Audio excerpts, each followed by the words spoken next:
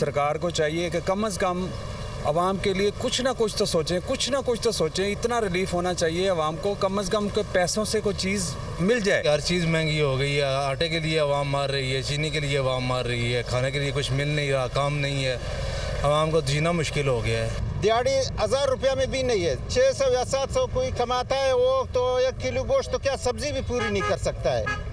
हुकूमत इसमें एक्शन नहीं लेते है, जो जिसका दिल चाहे जो भी महंगा करे, कोई पूछने वाला नहीं है। मजदूरी करके बच्चों का पेट पाल रहा हूँ मैं, भाई इस कदर हो चुकी है ये, मैं अपने आप को ये कहता हूँ या तो खुदकशी कर लूँ या कुछ ऐसे मामलात कर लूँ। ये खुद के बिल्कुल मेरे घर का मसाला राशन नहीं पूरा हो रहा। पूरा आदमी की तनख्वाह नहीं बढ़ती, कीमतें बढ़ती हैं, ना सब्जी ले सकता है, ना आटा ले सकता है, ना घी, ना चावल, ना चीनी, कुछ नहीं ले सकता। एक वक्त की रोटी खा सकता है, दूसरे वक्त वैसे भूखा ही सोएगा। रमजान में भी कमर तोड़ महंगाई, आटा, चीनी, घी, दालें, फल, सब्जियां गरीब की दस्तरस से बाहर। हर शहर में अपनी मर्जी का रेट। आवाम नाजायज मुनाफाखोरों के रहमो करम पर कोई पूछने वाला नहीं। पेट की आग कैसे बुझाएं, सरकार बताए कहां जाएं। 2 वक्त की रोटी को तरसते चेहरों पर करब आया। ये इतनी हुई बड़ी महंगाई, गरीब आदमी बहुत परेशान है। बंदा चावल नहीं खा सकता, आटा इतना महंगा हो गया, आटा बहुत महंगा हो गया। हुकूमत को सोचना चाहिए गरीब के बारे में, गरीब मर रहा है। फ्रूट की जो प्राइसेस है वो आसमानों को छू रहे हैं। जो केला है वो अब 400 रुपये दर्जन हुआ हुआ है। पहले गरीब बंदा जो था दाल रोटी खा लेता था, अब वो दाल और रोटी भी खाने से रह गया है, क्योंकि ये भी 400-500 रुपये किलो हुई हुई है। पेट्रोल इतना महंगा हो गया, आपने कौन सी चीज़ें मैनेज करनी है, अब मैनेज ही नहीं हो रही। नॉर्मल लोगों से तो नहीं मैनेज हो रही। मुकद्दस माह में अवाम रिलीफ को तरस गए। अशय खुरनोश के बाद अब चीनी भी आसमान से बातें करने लगी। पेशावर में 2 हफ्ते के दौरान चीनी 35 रुपये महंगी, 125 रुपये फिगलर तक फरोख्त। रमजान में मशरूबात का इस्तेमाल भी मुश्किल हो गया, आवाम परेशान। मौजूदा आईनी बहरान और सियासी सूरत हाल पर वज़ीर आज़म एक्टिव। छुट्टी के रोज़ भी वफाकी काबीना की आज अहम बैठक। सदर ममलकत की जानिब से अदालती इस्लाहात का बिल वापस भिजवाए जाने समेत अहम कौमी अमूर पर मुशावरत होगी। जस्टिस अतहर मिनल्लाह के इख्तलाफी नोट के बाद की सूरत हाल पर भी गौर होगा।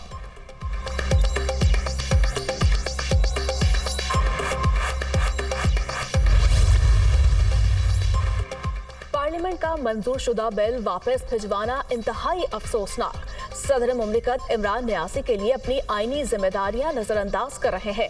साबित हो गया आरिफ अलवी पीटीआई कारकुन के तौर पर काम कर रहे हैं। शहबाज शरीफ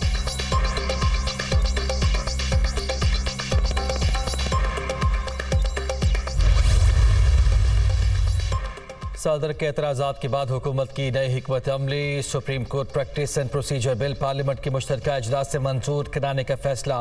मंजूरी के बाद बिल दोबारा सदर को दस्तखत के लिए भेजा जाएगा। आरिफ अलवी ने 10 रोज में दस्तखत ना किए तो ये आज खुद कानून बनकर लागू हो जाएगा।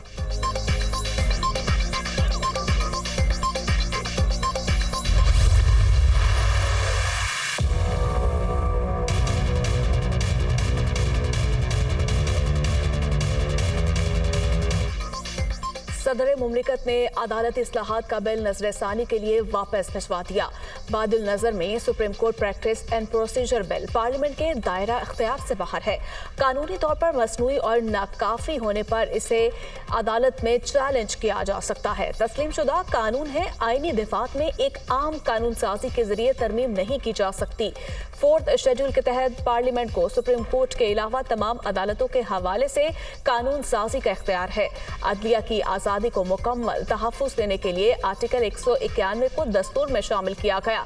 इस आर्टिकल के तहत सुप्रीम कोर्ट अपनी कार्रवाई और तरीक़ाकार को रेगुलेट करने के क़वायद बना सकती है। आरिफ अलवी का जवाब।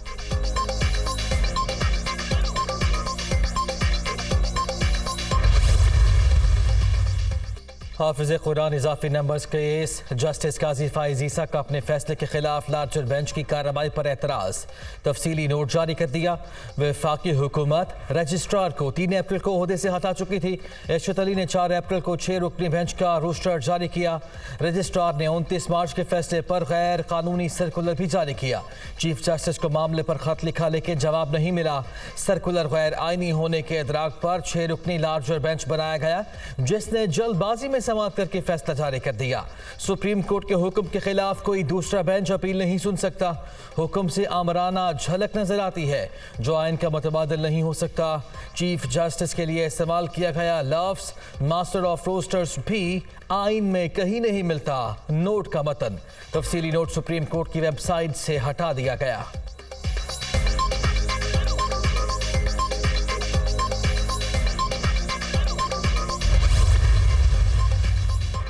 चोरों के टोले को कौम पर मुसल्लत कर दिया गया। लीडर कभी खौफजदा नहीं होता। हम हकीकी आज़ादी की जंग लड़ रहे हैं, इंसाफ लेकर रहेंगे, इमरान खान।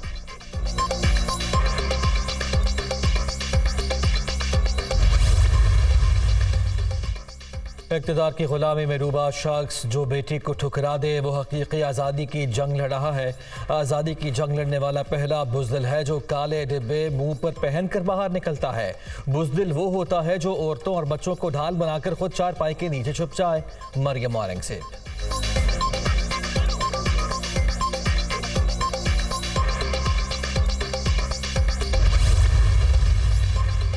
इंतखाबात से मुतालिक फैसले के खिलाफ मंजूर की गई करारदाद गैर आइनी इकदाम अदलिया की आज़ादी के मुनाफी है। कानून की हुक्मरानी, आइन की बालादस्ती और चीफ जस्टिस ऑफ पाकिस्तान की सरबराही में सुप्रीम कोर्ट के वकार के साथ खड़े हैं। सुप्रीम कोर्ट बार एसोसिएशन का बयान।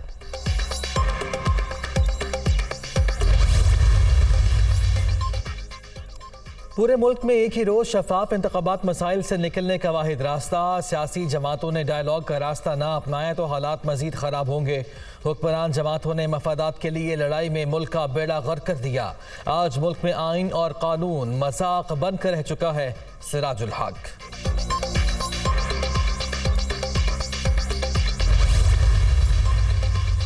तहरीक इंसाफ का मस्जिद के हवाले से झूठा प्रोपेगेंडा। अवाम पीटीआई दौर की मुआशी तबाही नहीं भूले। इमरान खान की नालायकी और चोरी से मस्जिद तबाह हुई। मुसलसल 4 साल महंगाई ने अवाम को कंगाल कर दिया।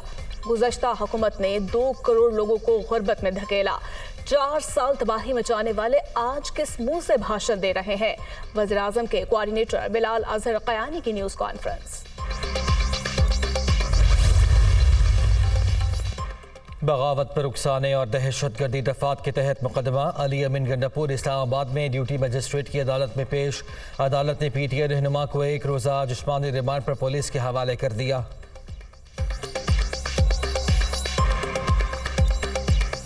मुल्क भर में मसीही बरादरी ईस्टर का त्यौहार मजहबी जोशो खरोश से मना रही है।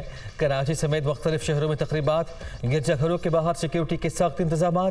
सदर ममलकत आरिफ अलवी, वज़ीर आज़म शहबाज शरीफ, इमरान खान, निगरान वज़ीर आला पंजाब और दीगर सियासी रहनुमाओं की मसीही बरादरी को ईस्टर की मुबारकबाद।